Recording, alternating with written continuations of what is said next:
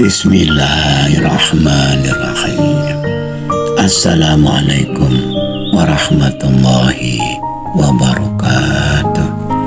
Wahai anak-anakku, murid-muridku yang senantiasa dirahmati oleh Allah Subhanahu wa Ta'ala, marilah kita lanjutkan pelajaran kita, ngaji belajar urip.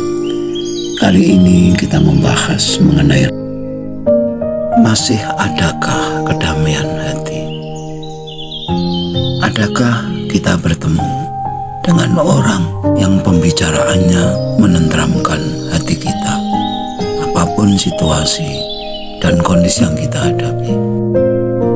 Itulah orang yang dekat dengan Tuhannya, yang Maha Kasih dan Maha Sayang.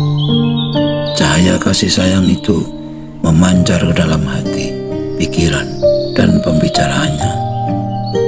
Sebagaimana firman Tuhan dalam Al-Quran, ingatlah kepada Allah. Dengan mengingat Allah, maka hatimu akan tentram.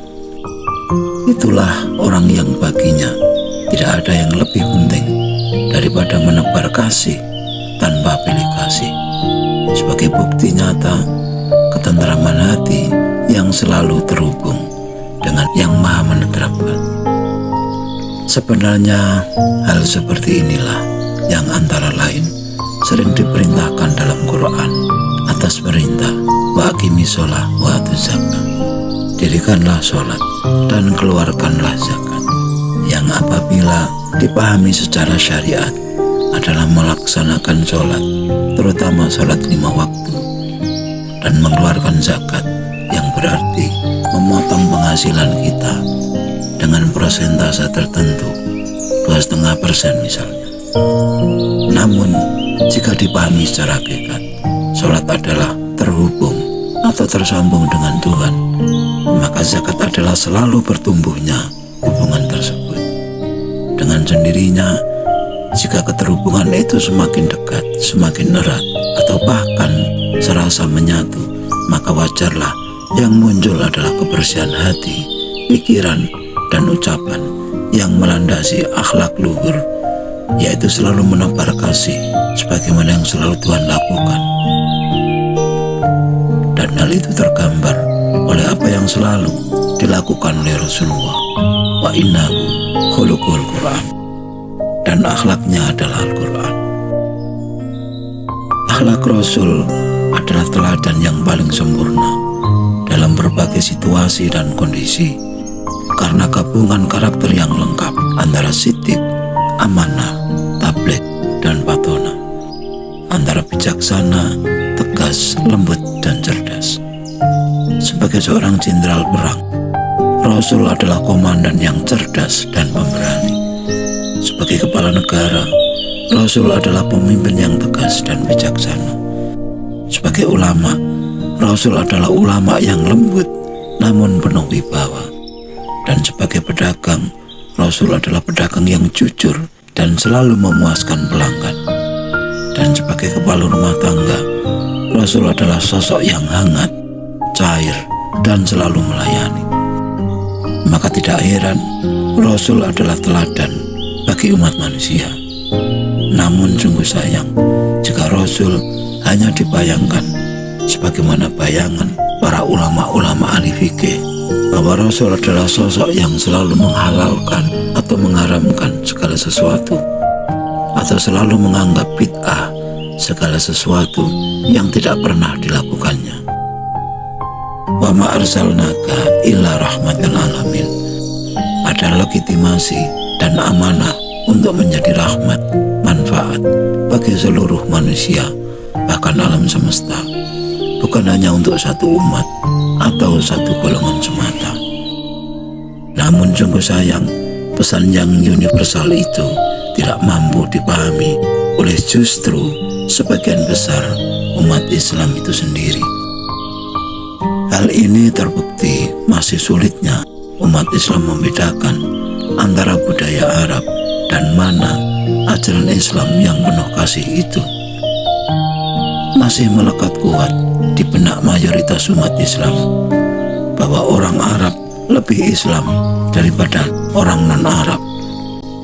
bahwa tanah Arab lebih suci dibanding tanah non-Arab, dan surga adalah bahasa Arab. Berapakah luas surga yang disediakan kalau hanya untuk orang-orang yang berbahasa Arab? Bukankah mayoritas umat manusia di muka bumi ini adalah non-Arab? Dan apakah benar Tuhan itu hanya mampu berbahasa Arab? Memang sungguh memprihatinkan bahwa mayoritas umat Islam yang masih terjebak pemikiran-pemikiran seperti tersebut di atas, bahwa Islam identik dengan Arab. Memang iya, meskipun agama Islam memang lahir di tanah Arab, namun bukankah dalilnya jelas bahwa Islam itu agama yang rahmatan alamin? Mengapa bisa demikian? Tanpa memahami hidup dan kehidupan secara menyeluruh, kita tidak akan mampu mengerti akan semua itu. Bahwa apapun kenyataannya, itulah kebenarannya. Kenyataan bahwa tidak banyak orang yang mampu memahami bahwa agama adalah sarana atau jembatan menuju akhlakul karimah. Bahwa agama bukanlah tujuan, bahwa Islam bukanlah nama suatu agama atau suatu golongan, namun Islam adalah kondisi batin, suasana batin dan pikiran berserah diri pada Yang Maha Kuasa.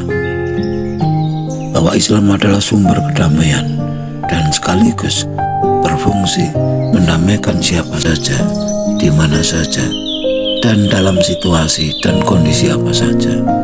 Bahwa kenyataannya tidak banyak yang memahami hal yang demikian. Kita harus tetap benar-benar maklum, sadar, memang innal huda Allah, petunjuk adalah hak Tuhan semata-mata, diberikan kepada siapa saja yang dikehendakinya, yaitu mereka-mereka yang menghendaki mendapatkan petunjuk. Namun nyatanya orang-orang seperti itu selalu dalam jumlah yang sangat kecil. Bila memang agama adalah sumber kedamaian, sumber kebahagiaan, lalu nyatanya berapa banyakkah dapat kita jumpai orang-orang yang hidupnya damai, bahagia? Berapa banyak yang dapat kita jumpai orang yang pembicaraannya selalu menenteramkan hati? Masih adakah orang yang seperti ini? Bila memang masih ada, carilah dan temukanlah. Tanyakanlah apa rahasia dari pembicaraan yang selalu menenteramkan. Sekian dulu wajangan Eyang. Mohon maaf atas segala kekurangan. Semoga selalu bermanfaat, dan marilah berdoa bersama. Ya Allah, mudahkanlah jalan pengabdian kami kepadamu. Amin, amin, amin ya Rabbal Alamin. Wassalamualaikum warahmatullahi wabarakatuh.